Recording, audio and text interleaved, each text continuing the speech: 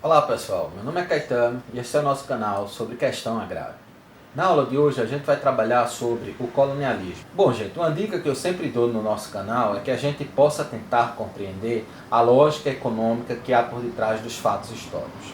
O que é que isso quer dizer? Quer dizer que a gente tem 300 anos de colonização portuguesa nas Américas, nesse país imenso que se tornou o Brasil, e é lógico que a gente não vai adentrar aqui a todas as especificidades temporais e espaciais que houve nesse processo histórico de colonização portuguesa. Portanto, é importante que você compreenda todo esse processo de colonização que vai desde as navegações marítimas, ao suposto descobrimento do Brasil, a implementação do engenho de cana-de-açúcar, a pecuária, as missões jesuítas, depois a gente tem o algodão, até mesmo o café no período imperial. Então você tem que entender todo esse processo como um processo de desenvolvimento histórico da sociedade capitalista global.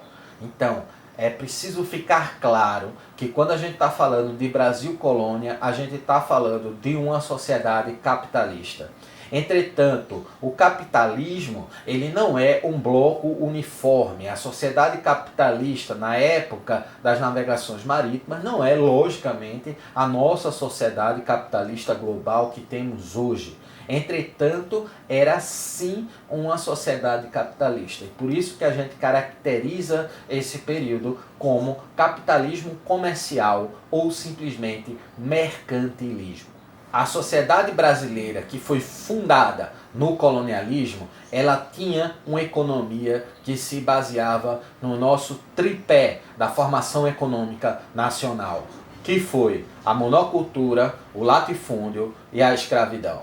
E talvez, gente, aquilo que expresse melhor o que foi essa economia capitalista colonial era o próprio engenho de cana-de-açúcar. Então, Caio Prado Júnior, ele diz que o engenho de cana-de-açúcar ela foi nossa primeira empresa colonial. Então, ele utiliza esse nome mesmo, empresa. E por que ele fala sobre isso? Bom, a gente vai ter um vídeo específico para falar só sobre a produção açucareira, e um outro vídeo específico só para falar sobre o escravismo colonial.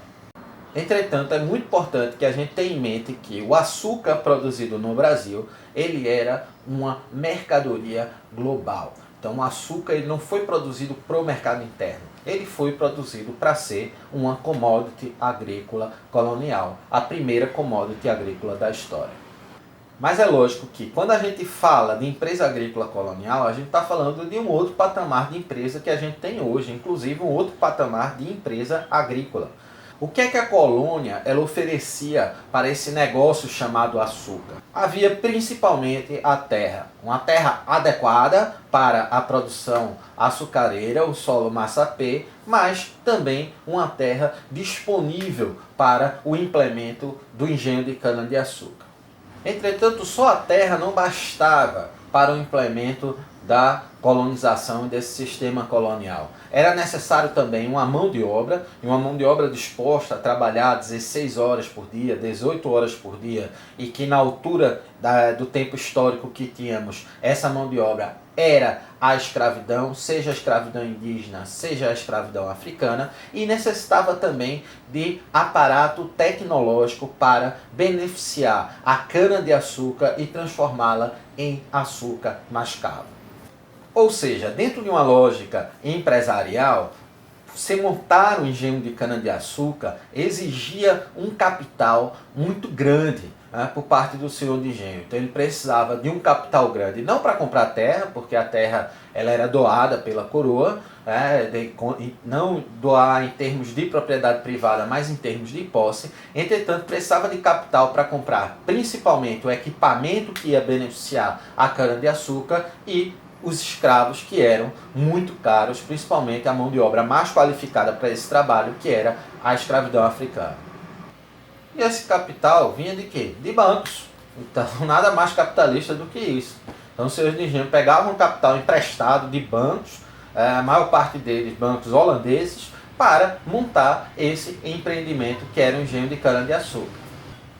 Entretanto, uma vez gasto com escravos e com maquinário, o engenho de cana-de-açúcar ele se mantinha ao longo do tempo. tendo, logicamente, que uma necessidade de algum gasto no aperfeiçoamento do material de beneficiamento e também na compra de escravos, que para o caso brasileiro ele era incessante. Entretanto, havia aí uma relativa estabilidade econômica dessa empresa colonial posteriormente a esse gasto inicial.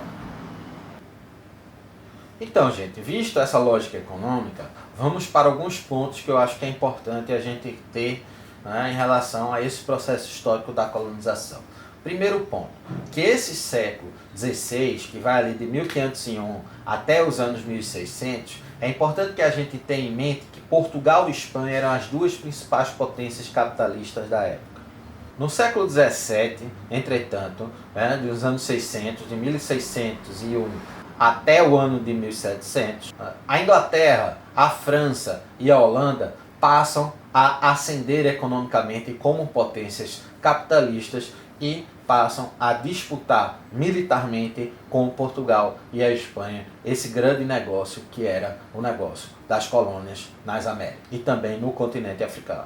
E por fim, gente, é importante que vocês compreendam que esse tripé da economia colonial, latifúndio, monocultura e escravidão, ele não acaba com o fim da colonização. E boa parte dos problemas que temos hoje enquanto sociedade brasileira, o problema da miséria, o problema da pobreza, o problema da desigualdade social, o problema do racismo, esses problemas eles são causados por essa formação econômica que já nasce desigual. Então, podemos dizer que todos os problemas da sociedade brasileira advêm desse sistema econômico colonial? Claro que não, afinal de contas nós que estamos vivendo o presente temos também as nossas culpas, né? Mas boa parte da base econômica desigual que perpetua a desigualdade e os problemas sociais no Brasil, efetivamente essa base ela foi formada nesse período colonial e essa base nunca foi quebrada. Então, para que possamos pensar no novo projeto popular para o Brasil, é necessário que rompamos essa base do latifúndio, da monocultura e da escravidão. Então é isso, gente. Se vocês gostaram, peço que vocês se inscrevam no canal e coloquem ali no link de ativação de notificação. Estamos aí tendo vídeos toda terça-feira, às 8 horas da manhã, já sai um novo vídeo fresquinho para você, tá certo? Então é isso, gente. Um grande abraço e até a próxima.